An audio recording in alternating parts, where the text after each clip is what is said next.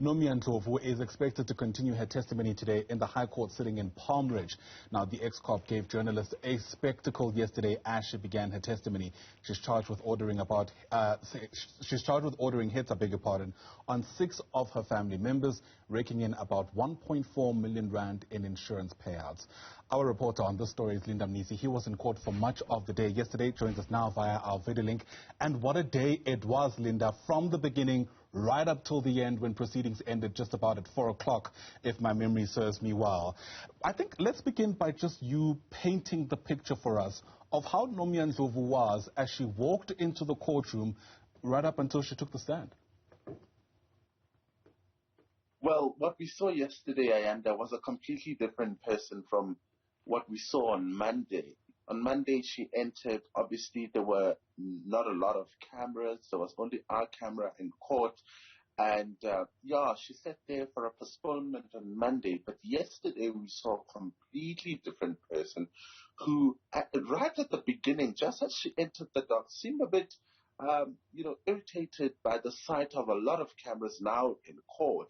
But if you heard that video that I took yesterday, she said she knew that we were coming. So perhaps at that point it was a point of just playing along and really just accepting that journalists are there and they'll be filming the proceedings. She gave us a spectacle, as you put it, and posing for the camera, really not being shy, telling journalists to take their time. I remember her asking one journalist, "What's wrong? Are your tapes finished? I mean, come on, put on another one. I want you to take pictures of me because you're here for that." Wow. So this is what we saw yesterday. This woman, even during the break, where she continued to pose for journalists, engaging them. Not a very shy person. I mean, if you look at other cases and you look at how other accused persons have behaved on the stand, and particularly on the day when they're expected to testify on their part in the crime, you see people looking down, covering their faces, but that was not the case.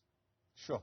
Let's take a few steps back, though, Linda. For people who are only catching on to the story now, why is Nomia Ndlovu in court, and why has this raised so many eyebrows? So she's accused of really fraudulently taking up insurance policies or covers, accidental death cover, life cover, for her family members. And these include her sisters, her nephews, her nieces, including her very own partner, her boyfriend at the time. And this is a crime that started around 2012, right up until 2018, when she was arrested. So in this particular case, especially yesterday, she was answering really on what the state has alleged so far.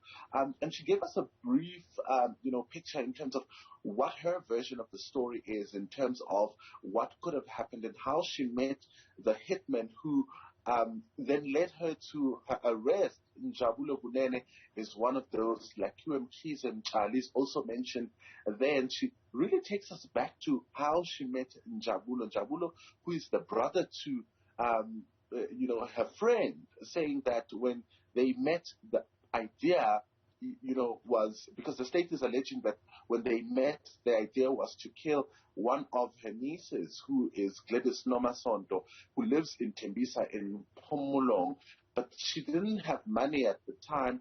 They went with Njabulo, who then brought on Lakiwe, but they didn't finish the job when they got to her sister's place, because she was then supposed to show them the house. And the trick there, they were using this thing that she owed a loan shark. So she went there to tell her that the loan shark really wants his money. So this would be then her identifying Nomasonto's house. But that plan was aborted. There's been numerous other victims. You saw her right at the end crying when they were asking her about her sister's passing. Now, she passed away she died really in 2013, in June 2013. Now, Nomia in this particular case is said to have poisoned and strangled her, visiting her during that particular time. So this case is really about those family members, including her mother and as well as her boyfriend. But the mother, we know, did not die.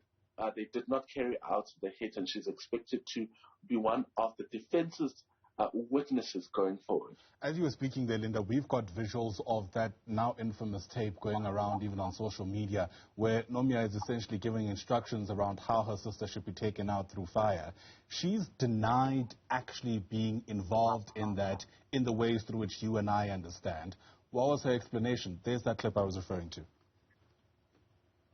Indeed, and a lot of us were looking to, all eyes were on that particular, element and that particular space of the story in terms of how exactly is she going to answer to that, because she's caught on camera, saying all of these things. And what's quite interesting is that she does not deny that, in fact, that is her, and that she said what she said on the clip.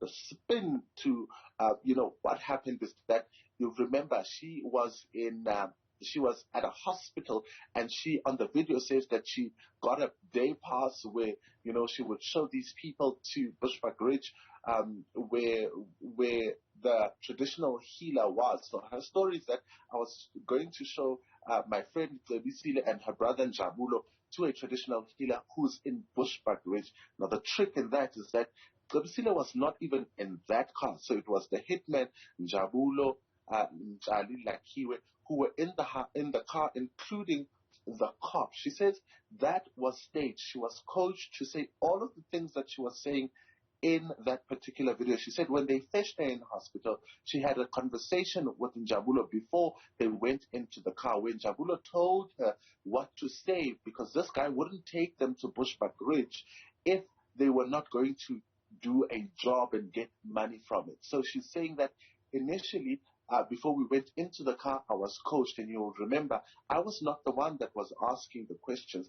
I was being asked questions, and I was told how to respond. What a story. She's back in court today. We'll be back there with you as those proceedings get underway.